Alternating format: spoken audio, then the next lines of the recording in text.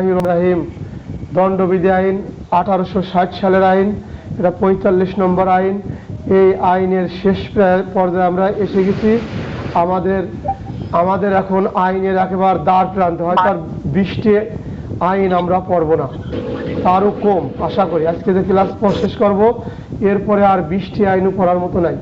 তাহলে দেখেন, আমাদের প্রথম যে 4টি আইন শেষ হয়েছে, এরপরে বড় আরেকটা আইন শেষ হলো দণ্ডবিধি আইন। আমরা ফৌজদারি শেষ করছি, পুলিশ আইন, তারপরে মাদক দ্রব্য নিয়ন্ত্রণ আইন, অস্ত্র আইন, আর একটা কি আইন যেন, মোট 4টি আইন শেষ করছিলাম। আর আল্লাহ দিলে এইটা দণ্ডবিধি শেষের দিকে, মানে শেষ পর্যায়ে। যা প্রথমে আমি একটু সূচি বলি, চুরির থেকে বলি। চুরি 378 দ্বারা চুরির সংজ্ঞা, এখানে চুরির উপাদান, চুরির বৈশিষ্ট্য, চুরির প্রমাণ, এই 3টে প্রশ্ন যে পারবে, চুরির যত বড় প্রশ্ন আসুক তার কাছে কোনো ব্যাপার হবে না। তাহলে চুরির বৈশিষ্ট্য, চুরির উপাদান, চুরির প্রমাণের পদ্ধতি, এইগুলো যে আপনারা বুঝে পারবেন, এরপরে আর লাগে না। তারপরে 389টি চুরির শাস্তি, 379টি চুরির শাস্তি, 301 বাসগৃহ বলতে জাহাজ, তাঁবু বা বিল্ডিং বা মানুষের বসবাস করার স্থান, সেইগুলোকেই বাসগৃহ বলে। তারপরে কিরানি বা চাকর কর্তৃক বলতে কিরানি, চাকর, তারপরে যদি স্ত্রী বা ছেলের সন্তান হয়, এরকম যদি আসে, সেই যদি মালিকের অগোচরে চুরি করে, বাপের সম্পত্তি চুরি করে, তাহলে সেটা চুরি বলে গণ্য হবে। 382 হলে চুরি করার উদ্দেশ্যে, চুরি করতে গেছে, তার উদ্দেশ্য ছিল চুরি করার সময় ধরা পড়ে যায়, তাহলে মৃত্যু ঘটাবে, আটক করবে অথবা গুরুতর আঘাত করবে। এরকম উদ্যোগ, এরকম প্রস্তুতি যদি নিয়ে যায়, যা যদি চুরি সংগঠন করে, 382 ধারায় তার শাস্তি। 383 দ্বারা বলপূর্বক আদায় কাকে বলে? বলপূর্বক আদায়ের উপাদান, বলপূর্বক আদায়ের বৈশিষ্ট্য, বলপূর্বকের মধ্যে পার্থক্য, যাই কিছু আসুক, আপনাদের সাথে ব্যাখ্যামূলক আলোচনা করছে, ওইটা পড়বেন। তাহলে বলপূর্বক আদায়ের সংজ্ঞা হলো 383। আর বলপূর্বক যখন আদায় হয়ে যাবে, বলপূর্বক গ্রহণ হবে, তখন 384 তার শাস্তি। বলপূর্বক আদায় হলে 383 সংজ্ঞা, আর যখন গ্রহণ করে ফেলাবেন, তখন বলপূর্বক গ্রহণের শাস্তি 384। 385 হলে কোনো কিছু আদায় করার উদ্দেশ্যে কোনো ব্যক্তিকে ক্ষতির ভয় দেখানো। 385 হলে বলপূর্বক কোনো কিছু আদায়ের উদ্দেশ্যে কোনো কিছুর ভয় দেখানো, ক্ষতির ভয় দেখানো। 386 কোনো ব্যক্তিকে মৃত্যু বা গুরুতর আঘাতের ভয় দেখা, বলপূর্বক গ্রহণ করা। তাহলে 386 আছে কোনো ব্যক্তিকে মৃত্যু বা গুরুতর আঘাতের ভয় দেখা, বলপূর্বক কিছু গ্রহণ করা। 387 বলপূর্বক কিছু আদায়ের উদ্দেশ্যে কোনো ব্যক্তিকে মৃত্যু বা গুরুতর জখমের ভয় দেখানো। 388 মৃত্যুদণ্ড বা যাবজ্জীবন কারাদণ্ডে দণ্ডিত অপরাধ করবে, অপরাধের মামলা দেবে বা অভিযোগে দায়ের করব, এরকম ভয় দেখায় কোনো কিছু আদায় করা। 388 আছে, এটা কিন্তু আমাদের পুলিশের কাছে প্রশ্ন করলে আসে যেতে পারে। যেমন আপনি ভয় দেখায় একজনের কাছে একটু টাকা পয়সা নিলেন, তার ভয় দেখাইছিলেন কি, যদি এই টাকা পয়সা না দাও তাহলে কিন্তু তোর বয়মোটা মামলা দেবো, তোর ফাঁসি হয়ে যাবে, তোর যাবজ্জীবন কারাদণ্ডে দণ্ডিত হয়ে যাবে। এরকম অপরাধ ভয় দেখা যদি আপনি টাকা নিয়ে ফেলেন, তাহলে 388-তে চলে আসবেন। যদিও সরকারি কর্মচারী আসে, আপনি তখন 161 থেকে 170 বা 186 পর্যন্ত যাই সরকারি কর্মচারী সংক্রান্ত আইন আছে, সেখানে খুঁজেও আপনি পাবেন না, কারণ ওইখানে মৃত্যুদণ্ড বা যাবজ্জীবনের কথা নাই। চশমা নতুন লাগাইছি, একবার উপরে একরকম দেয়, নিচে আর একরকম দেয়, সহিবান ভালোই দেখতেছি, নক্ষর আগে দেখা যেত না। 389 বলপূর্বক কিছু আদায়ের উদ্দেশ্যে কোনো ব্যক্তিকে অপরাধের অভিযোগের ভয় দেখানো। বলপূর্বক কোনো কিছু আদায় করবেন, আদায়ের উদ্দেশ্যে তার কি করছেন, কোনো অভিযোগ, যে মিথ্যা মামলা, মিথ্যা অভিযোগ করবেন বা চুরির দেবেন বা ছোটোখাটো অভিযোগ, হুমকি ধুমকি দেশে আমলের অযোগ্য যে অপরাধগুলো, ছোটোখাটো অপরাধ, সেইগুলোর ভয় দেখা, অপরাধের অভিযুক্ত করার জন্য যে মামলা দেবো তোর নামে এইসব করবে, এরকম ভয় দেখা, যদি কোনো কিছু আদায় করার জন্য হুমকি দেন, তার শাস্তি। 390 হলো দস্যুতার সংখ্যা। 390 হলো দস্যুতার সংখ্যা। এর সদস্য সংখ্যা সর্বনিম্ন 1 জন, সর্বোচ্চ 4 জন। দস্যুতার উপাদানগুলো কি কি, বৈশিষ্ট্যগুলো কি কি কারণে দস্যুতা সংগঠিত হয়, দস্যুতা করার পর কিভাবে আপনি প্রমাণ করবেন, এইগুলো পূর্বের ক্লাসে বলছিলাম। এইগুলো যদি আপনি জানেন, পৃথিবীতে আর কোনো কিছু পড়া লাগবে না, এখান থেকে যা প্রশ্ন আছে পারবেন ইনশাল্লাহ। এরপরে উদাহরণগুলো পড়বেন। এই বইতে এই সাক্ষ্য আইন আর দণ্ডবিধি আইনে কিন্তু আমাদের উদাহরণ আছে। এই উদাহরণগুলো আপনারা হুবহু পড়বেন, এটা রিডিং পড়েন, মুখস্থ করার কিছু নেই। আপনি খালি যখন সূচি পড়া শেষ, ভাল লাগে না তখন রিডিং পড়বেন, ভাল লাগে না তখন রেকর্ডিং শুনবেন, এটা পড়ার একটা অংশ। এই যে আমরা ক্লাসে করি সবাই সবাই এটা পড়ার একটা অংশ, বুঝছেন? কেউ কারোটা মুখস্থ করে দেয় না, কেউ কারো লিখে দেয় না, জাস্ট আমরা একটা সিস্টেমের মধ্যে আসি।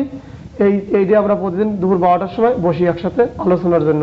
391 ডাকাতির সংখ্যা, 391 ডাকাতির সংখ্যা। ডাকাতির সর্বনিম্ন সদস্য সংখ্যা 5 জন, আর সর্বোচ্চ যত সংখ্যক মধ্যে চায় তত সংখ্যক। তারপর 392 দস্যুতার শাস্তি, 392 দস্যুতার শাস্তি। 393 দস্যুতা অনুষ্ঠানের উদ্যোগ করার শাস্তি, 393 দস্যুতা অনুষ্ঠানের উদ্যোগ করার শাস্তি। 394 দস্যুতা সংগঠনকালে স্বেচ্ছাকৃত আঘাত দান করা, দস্যুতা সংগঠনকালে স্বেচ্ছাকৃত আঘাত দান করা। 394 দস্যুতা সংগঠনকালে স্বেচ্ছাকৃত আঘাত দান করার শাস্তি। 395 ডাকাতির শাস্তি, 395 ডাকাতির শাস্তি, 395 ডাকাতির শাস্তি। 396 খুন সহ ডাকাতি, 396 খুন সহ ডাকাতি। 397 মৃত্যু বা গুরুতর আঘাত সংগঠনের উদ্যোগ সহকারে দস্যু বা ডাকাতি করা, মৃত্যু বা গুরুতর আঘাত সংগঠনের উদ্যোগ সহকারে দস্যু বা ডাকাতি করা, তার শাস্তি। 398 মারাত্মক অস্ত্রে সজ্জিত হয়ে দস্যু বা ডাকাতি করার শাস্তি। 398 মারাত্মক অস্ত্রে সজ্জিত হয়ে দস্যু বা ডাকাতি করার শাস্তি। 399 ডাকাতি অনুষ্ঠানের প্রস্তুতি গ্রহণ, 399 ডাকাতি অনুষ্ঠানের প্রস্তুতি গ্রহণ। 391 ডাকাতি অনুষ্ঠানের প্রস্তুতি গ্রহণ। 400 দ্বারা ডাকাতদের দলভুক্ত হওয়ার শাস্তি, 400 দ্বারায় ডাকাতদের দলভুক্ত হওয়ার শাস্তি। এই ক্লাসগুলো কানে দিয়ে শুনবেন, যখন ভালো লাগে না শুনতে শুনতে দেখবেন মুখস্থ হয়ে গেছে, মনে থেকে যায়। আমরা এরকম বহুত পড়ছি। 401 দ্বারা চোরদের দলভুক্ত হওয়ার শাস্তি, 401 দ্বারা চোরদের দলভুক্ত হওয়ার শাস্তি। 402 দ্বারা ডাকাতি সংগঠনের উদ্দেশ্যে সমবেত হওয়া, 402 দ্বারা ডাকাতি সংগঠনের উদ্দেশ্যে সমবেত হওয়া, 402 দ্বারা ডাকাতি সংগঠনের উদ্দেশ্যে সমবেত হওয়া। এখন আছেন অসাধুভাবে সম্পত্তি আত্মসাৎ সম্পর্কিত, অসাধু অপরাধমূলক সম্পত্তি আত্মসাৎকরণ সম্পর্কিত। 403 অসাধুভাবে সম্পত্তি আত্মসাৎকরণ, 403 অসাধুভাবে সম্পত্তি আত্মসাৎকরণ। অসাধুভাবে সম্পত্তি আত্মসাৎকরণ কাকে বলে, এর উপাদানগুলো কি কি, এর বৈশিষ্ট্যগুলো কি কি, এর প্রমাণের পদ্ধতি কি কি বলছিলাম। আর আপনারা যখন রেকর্ডিং শুনলেন বা পরে ভালো লাগতেছে না অথবা ভালো লাগলো, এই দাঁড়ার পর বসে এই কথাগুলো লিখবেন, লেখলে দেখবেন আপনার ওই গাইডই জীবনেও খুঁজে পাবেন না। গাইডে এত কথা লেখা থাকে না, এত দাঁড়াতে লেখা থাকে না। তাহলে আপনারা এই বইগুলো পড়ে নিজে নিজে বাই করেন যে আমি রেজাল্ট ভুলভালি বললাম না বেশি কম বললাম, এটা আপনারা দেখতে পারবেন। ঠিক আছে, আমারও ধরবেন যে ভুল হয়েছে, কথাটা সঠিক না। দেখবেন একদিন যেদিন আপনি আইন শিখে যাবেন, আমার কিন্তু অনেক কিছু ভুল হয়, সেদিন মনে করবেন ওই লোকটা ভুল ভাল বলতো, দুই এটা হলেও ভুল হয়, আমি শতভাগ সঠিক বলার মতো সৃষ্টি করতে শুধু পারে। তারপর 403 দ্বারা অসাধুভাবে সম্পত্তি আত্মসাৎকরণ, অসাধুভাবে সম্পত্তি আত্মসাৎকরণ। এর উদাহরণ আছে, এগুলো আপনারা পড়েন, উদাহরণ থেকে প্রশ্ন আসে, অন্য কোথাও থেকে প্রশ্ন আসে না। গাইড থেকে দেখে স্যারেরা কোনদিন প্রশ্ন করে না, ওই গাইড যে কে লেখছে ওরকম হাজার কোটি স্যার তারা ওরকম ছাত্র মানে শিক্ষক মানে লেখক মনেই করেন, ওরা কোনো লেখক না। গাইড যারা লেখে ওরা কখনোই লেখক না, গল্প সাহিত্যিক উপন্যাস যারা লেখে এরা লেখক। 404 মৃত্যু ব্যক্তির মৃত্যুকালে তার দখলভুক্ত সম্পত্তি অসাধুভাবে আত্মসাৎকরণ, মৃত্যু ব্যক্তির মৃত্যুকালে তার দখলভুক্ত সম্পত্তি অসাধুভাবে আত্মসাৎকরণ। এই প্রশ্ন আগে অনেকবার আসতো, এটা খুব করে বুঝে পড়বেন। নদীতে নারী ভাসে যায়, নদীতে পুরুষ ভাসে যায়, রাস্তা বা চরের পর কোনো নারী পড়ে রয়েছে মরা, ওই নারী দেখে আপনি গরু রাখতে গেছিলেন, স্বর্ণটা নিয়ে চলে আসলেন, তার কাছে মূল্যবান ঘড়ি ছিল নিয়ে আসলেন, মোবাইল ছিল নিয়ে আসলেন, কার কি অপরাধ ব্যাখ্যা করেন। এই তখন এই 404 থেকে প্রশ্ন আসে, এইরকম হলো এই প্যানেল কোডের প্রশ্ন। তারপর অপরাধমূলক বিশ্বাসভঙ্গ সম্পর্কিত এখন বলবো 405 অপরাধমূলক বিশ্বাসভঙ্গ সম্পর্কিত। 405 আছে অপরাধমূলক বিশ্বাসভঙ্গের সংজ্ঞা, এখানে আছে অপরাধমূলক বিশ্বাসভঙ্গের উপাদান, এখানে আছে অপরাধমূলক বিশ্বাসভঙ্গের বৈশিষ্ট্য। এছাড়া অপরাধমূলক বিশ্বাসভঙ্গ কিভাবে প্রমাণ করবেন সেই কথাটা এই 405-এর মধ্যে আছে। তাহলে 5টা প্রশ্নই 405-এর ভিতর 3-4টে প্রশ্নের উত্তর খুঁজে পাবেন। আর এই যে স্বাভাবিক যে একটা থেকে একটা প্রশ্ন আসে, যেমন 406 অপরাধমূলক বিশ্বাসভঙ্গের শাস্তি, 407 বাহক কর্তৃক অপরাধমূলক বিশ্বাসভঙ্গ, বাহক কর্তৃক বাহক ঘাটোয়াল বা গুদাম রক্ষক, বাহক ঘাটোয়াল বা গুদাম রক্ষক, এইভাবেই পড়বেন, বাহক ঘাটোয়াল বা গুদাম রক্ষক কর্তৃক অপরাধমূলক বিশ্বাসভঙ্গ। 407 বাহক, ঘাটাল বা গুদাম রক্ষক কর্তৃক অপরাধমূলক বিশ্বাসভঙ্গ। 408 ধারা কিরানি বা চাকর কর্তৃক অপরাধমূলক বিশ্বাসভঙ্গ। 408 ধারা কিরানি বা চাকর কর্তৃক অপরাধমূলক বিশ্বাসভঙ্গ। 408 ধারা কিরানি বা চাকর কর্তৃক অপরাধমূলক বিশ্বাসভঙ্গ। 409 সরকারি কর্মচারী, ব্যাংকার, বণিক কর্তৃক অপরাধমূলক বিশ্বাসভঙ্গ। 409 সরকারি কর্মচারী, ব্যাংকার, বণিক বা কর্তৃক অপরাধমূলক বিশ্বাসভঙ্গ। এখন মনে রাখবেন, আমরা চাকরি করি, আমাদের ভিতর দিয়ে প্রশ্ন আসতে পারে যে ড্রাইভার তেল বিক্রি করছে, আপনি অফিসে আছেন, অফিসের খাতাপত্র নিয়ে গেছেন, তারপরে এরকম বিভিন্ন কিছু আসতে পারে। আপনি ওয়্যারলেস সেট চালান, ওয়্যারলেস সেটের ব্যাটারি দিয়ে আপনার বাড়িতে এই চার্জার এটা কিছু বানা ফেলাইছেন, এরকম যা কিছু আছে আপনি সরকারি সম্পত্তি যখন আত্মসাৎ করবেন, পুলিশ কেন্দ্রিক আসলে তখন 409 লাগবেন। সরকারি কর্মচারী আলী 409 রাখবেন, পুলিশ কেন্দ্রিক আসলে অতিরিক্ত লাগবেন। পুলিশ আইন এবং পিআরবির শাস্তি ব্যবহার করবেন। এছাড়া পাবলিকের বিষয়ের ক্ষেত্রে, অন্য চাকরির ক্ষেত্রে, সরকারি চাকরিমালা নীতিমালা পড়তে গেলে আপনি আর অন্য আইন পড়তে পারবেন না বলে আমার বিশ্বাস। এখন হলো চুরাইমাল সম্পর্কিত। চুরাইমাল সম্পর্কিত 410 চুরাইমালের সংজ্ঞা। চুরাইমাল হলো 5টা মালকে চুরাইমাল বলা হয়। আজকে যেটা পড়ব প্রতারণা, প্রতারণার মাল আর ডাকাতির মাল কিন্তু চুরাইমাল না। আসতে পারে প্রতারণার মাল এবং ডাকাতির মাল কিন্তু চুরাইমাল না। তাহলে কি কি চুরাইমাল? চুরির মাধ্যমে অর্জন করছে, বলপূর্বক গ্রহণের মাধ্যমে করছে, দস্যুতামূলকভাবে করছে, অপরাধমূলক বিশ্বাসভঙ্গের মাধ্যমে করছে। জাহিদ কুষ্টিয়া, জাহিদ ভাই, এই ওই ইয়াসিন ভাই, ঠিক আছে। অপরাধমূলক বিশ্বাসভঙ্গ, অপরাধমূলক বিশ্বাসভঙ্গের মাধ্যমে, অপরাধমূলক বিশ্বাসভঙ্গের মাধ্যমে আত্মসাৎ করে, এই 5 ভাবে যদি সম্পত্তি আত্মসাৎ করে তখন ধরে নেবেন এটা চুরাইমাল। এই চুরাইমালের উপাদান 5টা, বৈশিষ্ট্য লাগবেন 5টা। এছাড়া প্রমাণ পদ্ধতি লাগবেন 7টা। উপরেরটা লাগবেন সে অপরাধটা সংগঠিত হয়েছিল, নিচেরটা লাগবেন অপরাধটা, 7 নম্বরটা রাখবেন অপরাধটা তিনি ইচ্ছাকৃতই করছিল। এইটা প্রমাণ কিন্তু আমাদের আসে হুবহু। 411 অপরাধমূলক চোরাইমাল গ্রহণ করা, অসাধুভাবে চোরাইমাল। 411 ভুল বলছি, আস্তাগফিরুল্লাহ। 410 হলে চোরাইমাল। 410 হলে চোরাইমালের সংজ্ঞা, তার শাস্তি হলে 411 দ্বারা। 411 দ্বারা চোরাইমাল রাখার শাস্তি। 412 কি? ডাকাতি সংগঠনের মাধ্যমে অপরাধ, ডাকাতি সংগঠনের মাধ্যমে অসাধুভাবে গ্রহণ করা, ডাকাতি সংগঠনের মাধ্যমে অপহৃত মালামাল অসাধুভাবে গ্রহণ করা। ডাকাতির মাল যদি আসে, ডাকাতির মাল আপনার আমার কাছে যদি পাওয়া যায়, তাহলে চলে আসবেন 412 দ্বারা তার শাস্তি। 412 দ্বারায় ডাকাতির মাল গ্রহণ করছেন, অসাধুভাবে নেছেন, জানি শুনে নেছেন, সৎজ্ঞানে নেছেন, বুঝে শুনে নেছেন। আপনার আমার পরিকল্পনা মাফিক ছিল, অসৎ, তাই নিয়েছে, তাই 412 দ্বারায় ডাকাতি মাল গ্রহণ করা বা রাখার শাস্তি। 413 হচ্ছে অভ্যাসগতভাবে চোরাইমাল ক্রয় বিক্রয় করা বা বেচা কিনা করা। অভ্যাসগতভাবে চোরাইমাল ক্রয় বিক্রয় করা, এ বাংরি হতে পারে, স্বর্ণকারও হতে পারে, চাইলের দোকানদারও হতে পারে, কাপড়ের ব্যবসায়ী হতে পারে। যে কোনো চোরাইমাল এগুলো যদি চোরাই হওয়া যায়, সেগুলো যদি বেচা কিনা করে, সাধারণত বাংরি দিয়েই মনে রাখবেন। আবার কাপড়েরটা আসলে মনে থাকলো না, তখন তোমার ঝামেলা। 413 অভ্যাসগতভাবে চোরাইমাল ক্রয় বিক্রয় করার শাস্তি। 414 এই চোরাইমাল গোপন করার বিষয়ে যিনি সহযোগিতা করবেন, কখনো স্ত্রী করে, কখনো ছেলের সন্তান করে, কখনো বন্ধু করে, কখনো মায় করে, কখনো বাবা করে, কখনো দাদাই করে, কখনো দাদি করে। যার দিয়ে আসুক তিনি চোরাইমালের অপরাধের সহযোগিতা করছেন, সেরে রাখতেছে বা গোপন করে রাখতেছে, তার মানে আমি আপনি আমাকে সহযোগিতা করতেছে, তার শাস্তি 414 দ্বারা। 414 দ্বারা এখানে আর সহযোগিতার দ্বারা লাগবে না, যেমন 109, 114 দরকার হবে না। যে অপরাধের সহযোগীর শাস্তির বিধান আছে, সেই অপরাধে ওই সহযোগীর অধ্যায় দ্বারা লাগে না, করে না। যাক, এখন নতুন পড়া, নতুন আলোচনা করব। 415 প্রতারণা, চিটিং। 400 প্রতারণা, চিটিং। এই চিটিং কয়জন করে? সর্বনিম্ন একজন, সর্বোচ্চ যত সংখ্যক মধ্যে চায় তত সংখ্যক। এই চিটিং হচ্ছে বা প্রতারণা হচ্ছে এই স্থাবর এবং অস্থাবর 2 ক্ষেত্রে হতে পারে। স্থাবর এবং অস্থাবর সম্পত্তির 2 ক্ষেত্রে হতে পারে। খেয়াল করেন, 415 আজকের মূল আলোচনা। আমরা এখন 415 প্রতারণা বা চিটিং করে, ইংরেজিতে চিটিং বলে। এর পরের বার যখন ক্লাস আল্লাহ দেওয়ার নেওয়ার সুযোগ দেয়, প্রত্যেক জায়গায় ইংরেজি কিছু কিছু শব্দ ব্যবহার করতে হয়। মাঝে মাঝে ইংরেজি আমাদের আসে, বুঝছেন? লেখার চেষ্টা করবেন, যদি ভুল লেখবেন না তাহলে কিন্তু আর মানে এটা বড় সমস্যা। তাহলে 415 হচ্ছে লেগে প্রতারণা। প্রতারণা ইংলিশ আছে চিটিং। চিটিং, প্রতারণা কাকে বলে, প্রতারণার উপাদান কি কি, প্রতারণার বৈশিষ্ট্য কি কি, কিভাবে প্রমাণ করবেন যে আমি প্রতারণা করছি, সেই বিষয়ে এখন আপনাদের সাথে আমি একটু আলোচনা করব, যতটুকু জানি বা যতটুকু বইয়ের মধ্যে আছে। বইয়ের বাইরে যাওয়ার সুযোগ নাই। আমরা মূল বই পড়ব, ভাষ্য পড়ব, আর অন্যান্য বিভিন্ন ডিভাইসের সহযোগিতা নিয়ে দেখবেন, বইয়ের সহযোগিতা নেবেন। এরা আপনার কিন্তু গাইডের সহযোগিতা একটু কম নেবেন।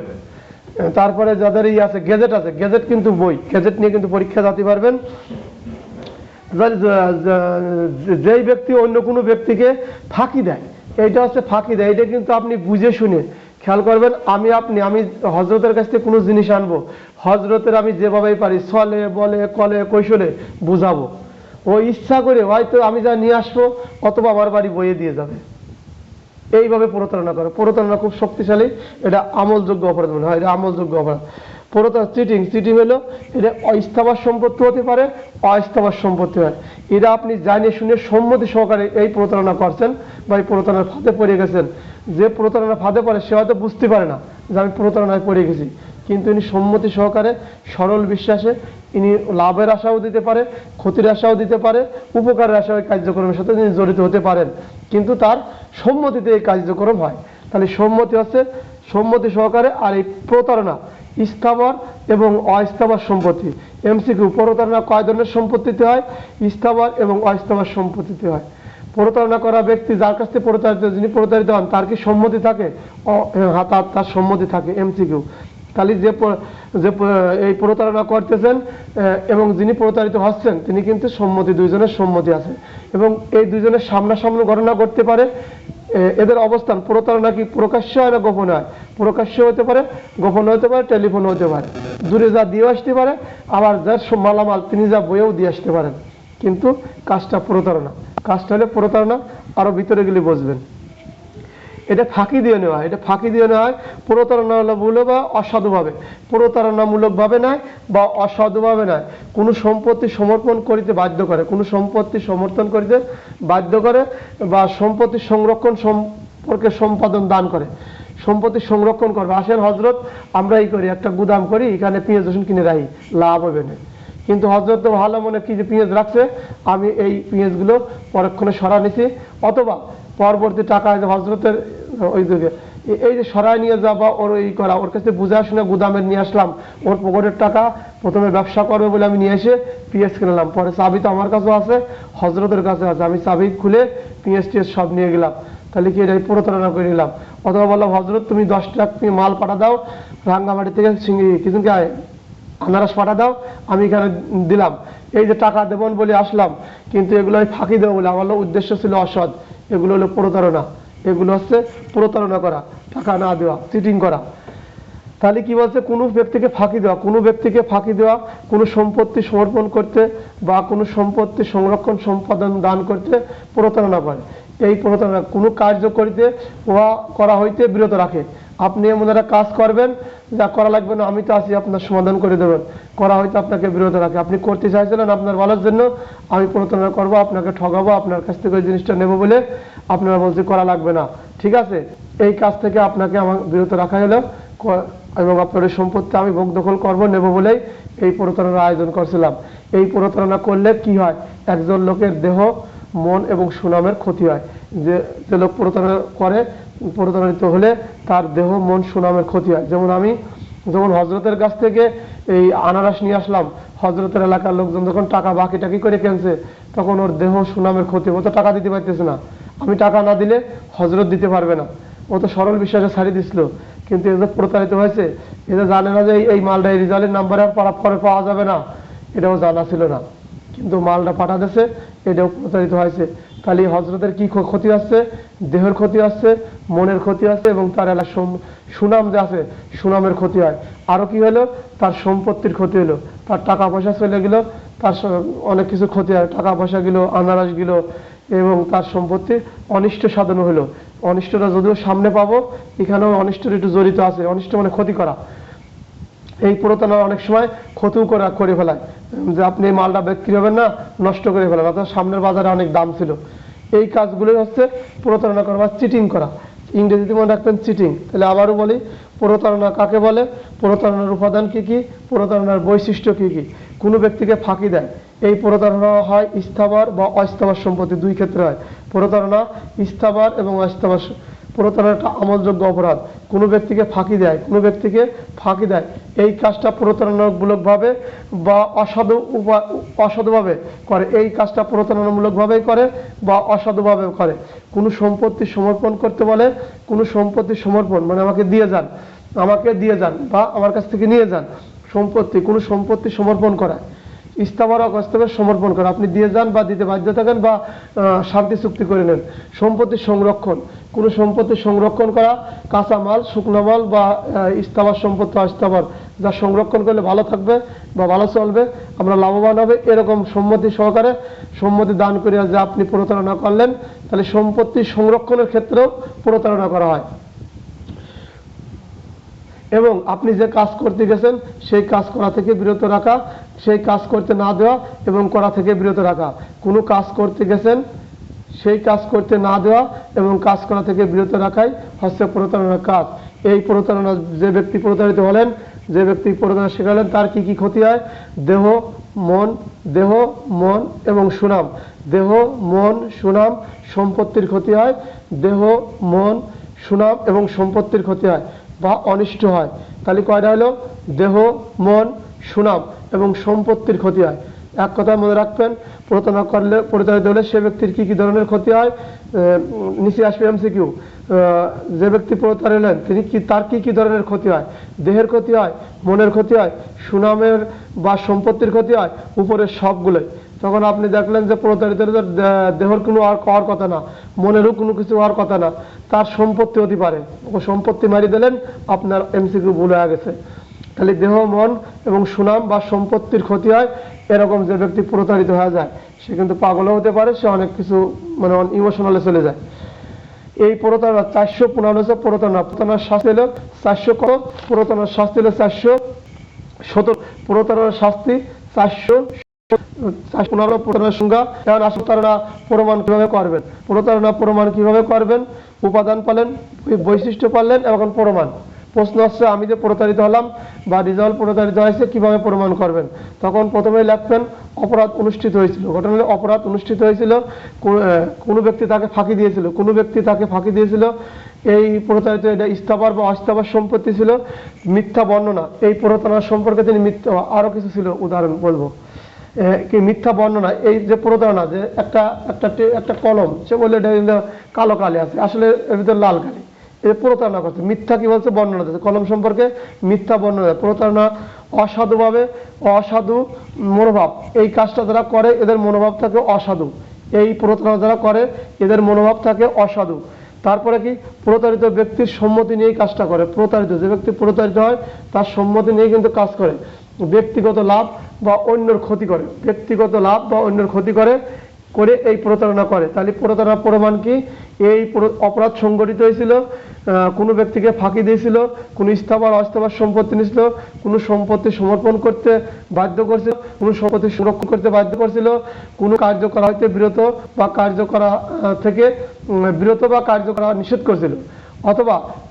অথবা কি লিখবেন? এই অসাধুভাবে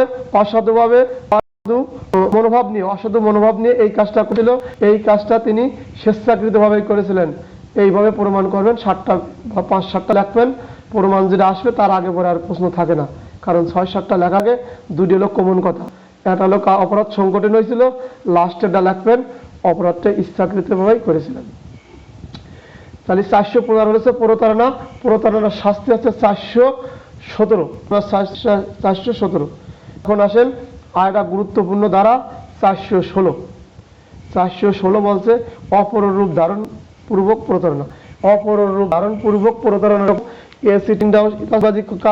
মানে আমি বললাম কি, আমি হচ্ছে লেগে পুলিশ সুপার, আমার এটা করেন ওটা করেন, তাহলে কি আমি অপররূপ ধারণ করবো, আমার এটা করে দেন, আমি অপররূপ ধারণ করলাম। তো আবার অথবা কেউ যদি বলে পরিচয় করা দেয় যে ও কিন্তু অমুক, মিথ্যা কথা বলে, তাহলে অপররূপ ধারণ করে যদি কোনো কথা বলে, মিথ্যা পরিচয় ধারণ করা, মেন কথা মিথ্যা পরিচয়, সে সেই কথাই বলে। অপররূপ ধারণ পূর্বক প্রতারণা 416 মিথ্যা পরিচয় ধারণ করা, অপর কোনো ব্যক্তি বলে ভান করা, এমন ভান করে আমি জজ, আমি পুলিশ, আমি সেনাবাহিনীর অমুক, বা আমি ব্যবসায়ী অমুক, আমি অমুক শিল্পপতির ছেলে, এরকম ভান করা, এই ভান করা, তাহলে কি মিথ্যা পরিচয় দান করা, অপর কোনো ব্যক্তি বলিয়া ভান করা। এই কাজটা করে কি জ্ঞাতসারে, এই কাজটা তিনি কাজ করে জ্ঞাতসারে, এই কাজটা তিনি করে স্বেচ্ছায়, এই কাজটা তিনি বুঝে শুনেই করেন, এই কাজটা তিনি সুস্থ সবল মানুষেই এই অপরাধটা সংগঠন করেন। তারপরে কি বলছে, প্রতারণামূলক উদ্দেশ্যে এই কাজটা করে, প্রতারণামূলক উদ্দেশ্যে এই কাজটা করে, মৃত্যু ব্যক্তির পরিচয় দিতে পারে।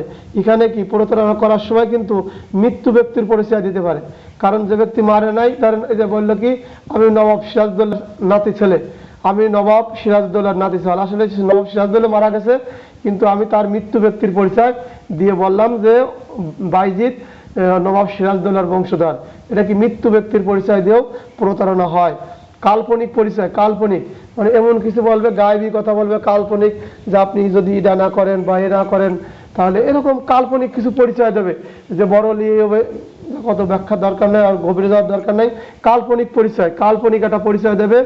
জীবিত ব্যক্তির পরিচয়, তাহলে জীবিত ব্যক্তিরও পরিচয় দেবে, মৃত্যু ব্যক্তিরও পরিচয় দেবে। প্রতারণা করার উদ্দেশ্য থাকবে, কাল্পনিক থাকবে, মিথ্যা পরিচয় ধারণ করবে, অপর রূপ ধারণ করবে বা ব্যক্তির ধারণ করবে। এই কাজটা তিনি জ্ঞাতসারেই করবেন। এই কাজ যদি করে তাহলে এটা কি বলে, অপর রূপ ধারণ পূর্বক প্রতারণা। আমি আবার ভালো করে বোঝাই, মনে হয় বোঝান ভালো পারিনি। অপর রূপ ধারণ কি, প্রতারণা পড়ছেন, প্রতারণা হচ্ছে 415 প্রতারণা হচ্ছে সরাসরি ওই দুইজন, সর্বনিম্ন একজন বা দুইজন, যাই করুক দুইজন ছাড়া তো হবে না, দুইজন ছাড়া হবে না প্রতারণা। এই দুইজন ব্যক্তি বুঝাবুঝি করেই, জানাশোনা করেই এই প্রতারণার সংগঠন করছে। কিন্তু 416তে বলছে কি মিথ্যা পরিচয়, অপর রূপ ধারণ পূর্বক প্রতারণা, মানে যার কথা বলবে, যার নাম ব্যবহার করবে তিনি সেই লোক না, মিথ্যা পরিচয়। আমরা দণ্ডবিধি আইন বা ফৌজদারি কার্যবিধি আইন 57 ধারায় পড়ছিলাম কি, আমলের অযোগ্য অপরাধ যদি মিথ্যা নাম ঠিকানা দেয়, মিথ্যা পরিচয় দেয়, তাহলে তার শাস্তি কি, তাকে কিভাবে গ্রেপ্তার, বিনা প্রমাণে গ্রেপ্তার করবে, কিভাবে আদালতে পাঠাবে। এই ফৌজদারি কার্যবিধি 1898 সালের 57 নম্বর দ্বারা, আমরা 57 নম্বর দ্বারা কিন্তু এই কথাটা পড়ছিলাম। তা ওই কিভাবে যদি এরকম, তাহলে মিথ্যা পরিচয় দেশে, মিথ্যা পরিচয় দেশে অপর কোনো ব্যক্তি বলিয়া ভান করছে যে আমি অমুক, আমি এমপির পিএস, আমি এসপির অমুক, আমি প্রেসিডেন্টের অমুক, আমি গার্ড রেজিমেন্টের অমুক, আমি সচিবের অমুক, এরকম মিথ্যা পরিচয় দ্বারা ভান করা, এই কাজটা তারা জ্ঞাতসারেই করছে। আর এই কাজটা তারা কি জন্য করছিল, প্রতারণা করার উদ্দেশ্য করছিল। এই কাজটা কি জন্য করছিল, প্রতারণা করার উদ্দেশ্য করছিল। এই প্রতারণা করার উদ্দেশ্যে অপর রূপ ধারণ হবে। এই ক্ষেত্রে কোন ধরনের ব্যক্তি হবে, মৃত ব্যক্তি হতে পারে, জীবিত ব্যক্তির রূপ ধারণ করতে পারে, মৃত ব্যক্তি হতে পারে, জীবিত ব্যক্তি হতে পারে। কাল্পনিক, কাল্পনিক পরিচয়, কাল্পনিক কাল্পনিক স্বপ্নে দেখা পরিচয়, কাল্পনিক কোনো পরিচয়ও দিতে পারে, যে এমন পরিচয় তিনি কাল্পনিক, সেই পরিচয় দিতে পারে। তাহলে জীবিত ব্যক্তির ক্ষেত্রে হবে, মৃত্যু ব্যক্তিদের পরিচয় দিলে হবে। প্রতারণা করার উদ্দেশ্যই করে, মিথ্যা পরিচয় দেয়, ভান করে, মিথ্যা পরিচয় দেয়, ভান করে। এখন আসেন অপরে 416 অপরূপ ধারণপূর্বক প্রতারণা, যদি সংজ্ঞা আসে তখন কিভাবে লিখবেন, এর উপাদানগুলো কি কি তখন কিভাবে লিখবেন, এর বৈশিষ্ট্যগুলো কি কি তখন কিভাবে লিখবেন, এর প্রমাণ কিভাবে করবেন তখন কিভাবে লিখবেন। মনে করেন না আমি বলতেছি বারবার প্রমাণ, এই প্রমাণ কিন্তু এই 20 সালের পরে প্রশ্নগুলো বাই করে রাখবেন, হয় পুস্তক সহ আর নয় পুস্তক ছাড়া প্রমাণের প্রশ্নটা আসছেই। হয়তো আমাদের এএসআই আসে, কনস্টেবল নায়ক থেকে এএসআই, নিরস্ত্র এবং এএসআই থেকে এসআই, পুস্তক এবং পুস্তক ছাড়া দূরের যে কোনো একটা আসবেই। ঠিক আছে, তাহলে এখন প্রতারণার উপাদানগুলো কি কি, মিথ্যা পরিচয়, অপরূপ ধারণপূর্বক প্রতারণা। 1 নম্বর লক্ষণ মিথ্যা পরিচয় দান করে, মিথ্যা পরিচয় ধারণ করে। তারপরে কি, অপর কোনো ব্যক্তির কথা বলে ভান করে, অপর কোনো ব্যক্তির বলিয়া ভান করে, মিথ্যা পরিচয় ধারণ করে, অপর কোনো ব্যক্তি বলিয়া ভান করে, মিথ্যা পরিচয় ধারণ করে, অপর কোনো ব্যক্তি বলিয়া ভান করে। এই মৃত্যু ব্যক্তির পরিচয় দেয়, মৃত্যু ব্যক্তির পরিচয় দেয়, কাল্পনিক পরিচয় দেয়, কাল্পনিক পরিচয় দেয়, জীবিত ব্যক্তির পরিচয় দেয়। প্রতারণামূলক উদ্দেশ্যে এই কাজটা করে, এই কাজটা জ্ঞাতসারে, এই কাজটা জ্ঞাতসারে বা জেনে শুনে তিনি এই কাজটা করেন। এইগুলো উপাদান, এইগুলো হলো বৈশিষ্ট্য। কিভাবে প্রমাণ করবেন, অপরূপ ধারণপূর্বক প্রতারণা করছে, এ লিখবেন অপরূপ ধারণপূর্বক প্রতারণা যদি করে তা কিভাবে প্রমাণ করব, এই প্রমাণ লিখবেন। অপরাধ সংগঠন হয়েছিল, মিথ্যা পরিচয় ধারণ করছিল, এই অপরের থেকে কি বলছে, মিথ্যা পরিচয় ধারণ করছিল, কোনো ব্যক্তি বলিয়া ভান করছিল, কোনো ব্যক্তির পরিচয় দেওয়া ভান করা, তারপরে ছিল প্রতারণা করার উদ্দেশ্যে করছিল, মৃত্যু ব্যক্তির পরিচয় দান করছিল, কাল্পনিক কোনো পরিচয় দান করছিল, জীবিত ব্যক্তির কোনো পরিচয় দান করছিল। আসলে সেই ব্যক্তি সে না, আসলেই সে যে যা পরিচয় দিচ্ছে আসলে সেই হুনু না, সেই লোক না, সেই ব্যক্তি না, মিথ্যা পরিচয় দেয়। এই মিথ্যা পরিচয় যদি কেউ প্রতারণা করে তার সংখ্যা হচ্ছে কত? তার সংখ্যা হচ্ছে 416, আর এর শাস্তি লেগে 419 অপর রূপ ধারণ পূর্বক প্রতারণা করার শাস্তি। 419 অপর রূপ ধারণ পূর্বক প্রতারণা করার শাস্তি। এই প্রতারণা আর জালিয়াতি যেদিন পড়াবো সেদিন পার্থক্য করবো, সেদিন বুঝতে পারবেন দুটোর ভিতর মেলাখানিক পার্থক্য, কিন্তু ভাব গম্ভীর্য একরকম, প্রায় সেমিং মেলাখানিক আছে। তাহলে জালিয়াতি আর প্রতারণার ভিতরে অনেকখানিক আছে, সেটা হয়তো যে ডকুমেন্টারি হয়ে যায়। যেমন আপনারা দস্যু এবং ডাকাতি, এরা কিন্তু আপন ভাই, শুধু সদস্য সংখ্যার কারণে ওরা দস্যু ডাকাতি পরিবর্তন ঘটে যায়, তাই না? আর বলপূর্বক আর দস্যুতাও প্রায় সেমি, শুধু হলো কি মুখোমুখি সংঘর্ষের কারণে, মুখোমুখি যদি অবস্থান কাছাকাছি সামনাসামনি হয় তখন এর দ্বার চেঞ্জ হয়ে যাবে। একটু মাঝে মাঝে বলি, কিছু মনে করবেন না, এটা আমাদের পড়ার অংশ। 420 প্রতারণা বা সম্পত্তি সমর্পণ করিবার জন্য অসাধুভাবে প্রবৃদ্ধ করা। এই যে হেডলাইন পড়ার কত মনে করবেন বা যেভাবে পড়েন পড়ে রাখবেন।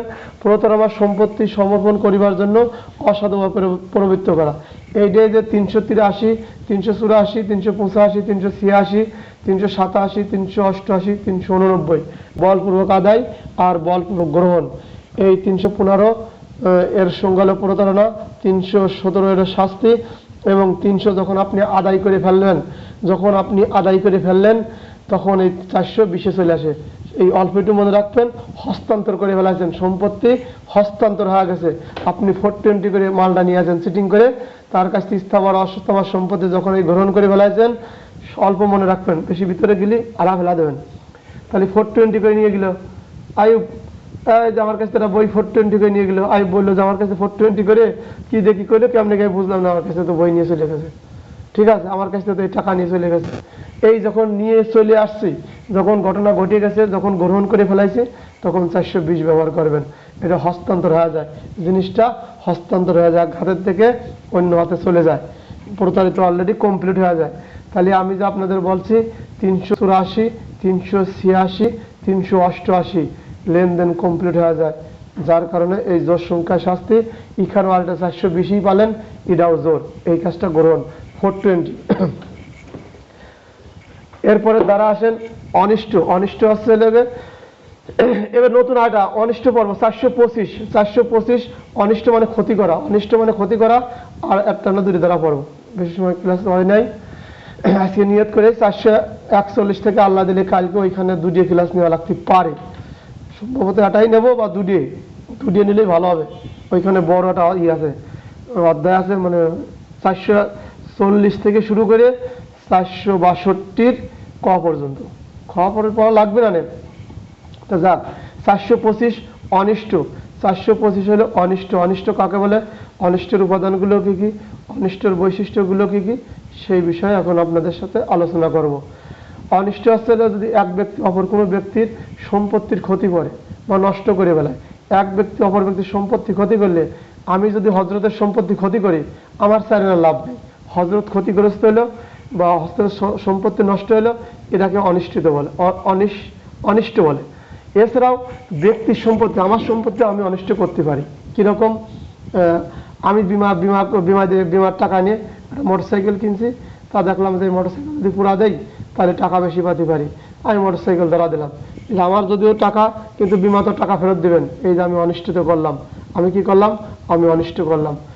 ঠিক আছে, আমি একটা বাড়ি করছি, সেই সুন্দর ঘর বা টিনের ঘর করছি, মনে করলাম এই ঘর যদি পুরা দেয় অথবা জ্বর সাপোর্ট হয়েছে, এই সময় যে সরকার টাকা দিতে পারে, আমি ধাক্কা দিয়ে ফেলা দিলাম, আমার সম্পত্তি আমি অনিষ্ট করলাম।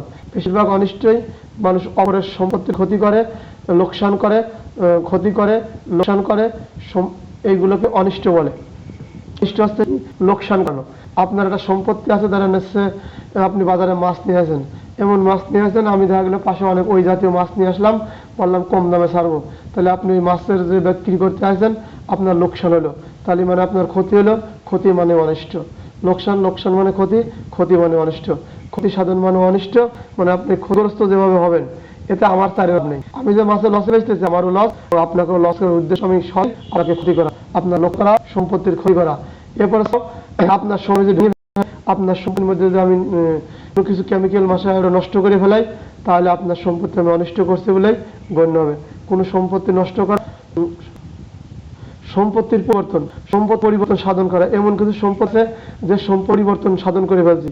আপনার সম্পত্তি আছে, দেখা গেল আপনি সাদা একটা জুস বা বিক্রি করেন, সাদা কালার ভালো চলে, মানুষ জানে এটা কেমিক্যালের মধ্যে, কিন্তু আমি দেখা গেল কেমিক্যাল মিশিয়ে ধারণ করলো, তাহলে কি হলো, সম্পত্তির পরিবর্তন সাধন করে দিলাম, যার মূল্য আমার মূল্য হ্রাস হবে, কমে যাবে, এবং যে মূল্য হ্রাস হবে বা কমে যাবে মানুষ খায়, তাহলে আপনার সম্পত্তি আমি কি করলাম, বিনষ্ট করা। সম্পত্তি বিনষ্ট করা, আপনার যে ফসলাদি আছে, টিভি আছে, রেডিও, সাইকেল আছে, ফট করে ফুটো করে দিলাম, অথবা সাইকেল মোটরসাইকেলের হেলমেট আঘাত করলাম বা গ্লাস আঘাত করে ভেঙে দিলাম, তাহলে আপনার সম্পত্তি আপনি ক্ষতি বা বিনষ্ট করলাম।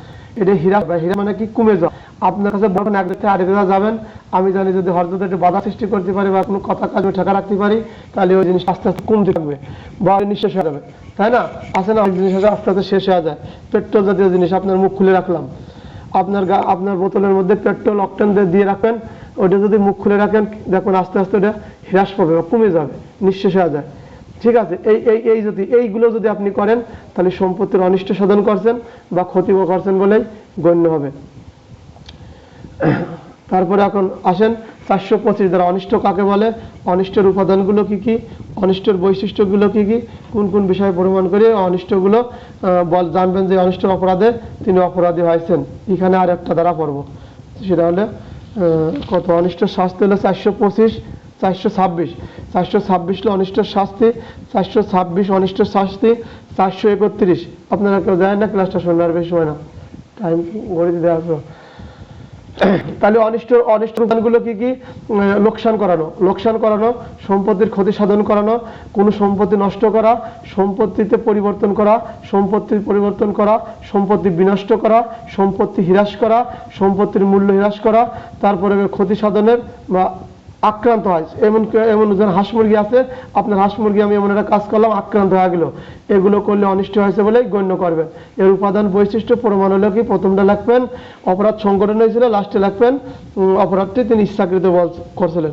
এখানে উদাহরণ আছে, উদাহরণগুলো পড়ে নেবেন। এবং 471 হলো সরকারি কর্মচারী, ভুল করেছি, আস্তাগফিরুল্লাহ, 471 বলে হচ্ছে সরকারি রাস্তা, পুল, নদী বা খালের ক্ষতি করিবার জন্য অনিষ্ট সাধন। এই প্রশ্নটা আসতে পারে। সরকারি রাস্তা এটা হলো সবার, এখানে একজন যদি কাটিয়ে ফেলায়, কুপায় রাস্তা আওজা করে বা ইট বালি খুলে নেয়, গাছ কেটে দেয়, তিনি তাহলে কি সরকারি রাস্তার ক্ষতি করলেন।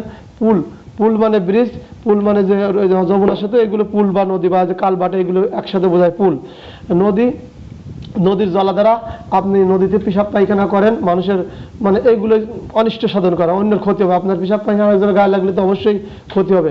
খালের ক্ষতি, খাল যে যায়, খাল আপনি বাঁধিয়ে ফেলাইছেন, এই খাল হলো সরকারি, তাহলে খালের কথা বলছে, নদীর কথা বলছে, পুল এবং রাস্তা, এই সবগুলোই সরকারি। এই সরকারি সম্পত্তি যখন ক্ষতি করবেন, অনিষ্ট করবেন, 471 দ্বারায় শাস্তি, 471 দ্বারায় শাস্তি। আর একটা ধারা আছে 436, আমি কিন্তু সব দ্বারা পড়লাম না, পড়ি নাই, আমি যে স্যারের কাছে পড়ছিলাম হ্যাঁ আসে মনে হয় 3-4 দিন পরে ক্লাস নিয়ে পড়াইছিল, আমি বহুত দিন পরে দেখছি একটা প্রশ্ন আসে না। আলিপারে 436, 471, 425, 426, এর বাইরে আসবে না বলে আমরা বিশ্বাস করি। এখন আসেন 436 বলছে দালান বা বিল্ডিং বা বড় বড় ইমারত, এইগুলো যদি ক্ষতি করেন, অনিষ্ট করেন, কি দিয়ে করবেন, কোনো অগ্নিকাণ্ড বা বিস্ফোরক দ্রব্য। এখন খেয়াল করেন, অনেক সময় যে আমাদের মানের একটা আছে, বিস্ফোরক দ্রব্য আইন আছে, অ্যাসিড নিয়ন্ত্রণ আইন আছে, তারপরে নারী ও শিশুর 4 ইতি আছে, যে বিস্ফোরক সংক্রান্ত বিষয়গুলো এটা আছে। হ্যাঁ, এখন এই বিস্ফোরকের কথা আছে বলে যদি আপনি ওই সব আইনে চলে যান, বুঝতে হবে যে আপনাকে ক্ষতি সংক্রান্ত বিষয় যদি প্রশ্ন করে, তাহলে আগেই ওটায় যায়েন না, আগে মূল আইনের থেকে প্রশ্নের উত্তর করবেন, দণ্ডবিধিতে উত্তর করবেন, তাহলে আপনার জন্য পাশ করা সহজ এবং প্রমোশন সহজ। মায়নার এক নিয়ে বেশি মাথা কামাবেন না। তাহলে সরকারি দালান বা বিল্ডিংয়ে যদি অগ্নি সংযোগ করেন না, আগুন লাগান, এই আগুনটা কি লাগে? বিল্ডিংয়ে কিন্তু আগুন লাগে নাকি? বিল্ডিংয়ে লাগে না। তাহলে কি মারছেন আপনি? বিস্ফোরক ঘটাইছেন। এই বিস্ফোরক আছে, বিস্ফোরক দিলে পারে ইন্ডিয়াতে কিছুদিন আগে বিস্ফোরক দিয়ে মানে 5 সেকেন্ডে না কতটুকু বিল্ডিং তছনছ করে ফেলেছে, 30 তলা না কয়তলা। তাহলে বিস্ফোরক ঘটা, যেমন এক বিস্ফোরক ঘটা সব শেষ করতে হয়েছে, ঠিক আছে। তারপরে কি বলছে মানুষ এই এই এই এই যে বিল্ডিং বলতেই এটা মানুষের উপাসনা, মানুষ যেখানে বসবাস করে সাধারণ মানুষের উপাসনা, যে ধর্মীয় প্রতিষ্ঠানগুলো আছে এইগুলো, এছাড়া মানুষের বসবাসের স্থান। এই বিল্ডিং যে হেডলাইন করলেন বাদ দিলেন, মানুষের বসবাসের স্থান। মানুষের বসবাস কোথায় করে? ঘরে করে, তাঁবুতে করে, জাহাজেও করে। এসব জায়গাতে আপনি বিস্ফোরক করেন। সম্পত্তি সংরক্ষণের স্থান হিসাবে ব্যবহার করা হয়। সম্পত্তি সংরক্ষণের স্থান কোথায়? সম্পত্তি সংরক্ষণ আপনাকে কী করি? তাঁবুতেও করি, বাইরে গোয়াল ঘরেও করি, গোল ঘরে করি, তারপর আসতে বিল্ডিংয়েও করি।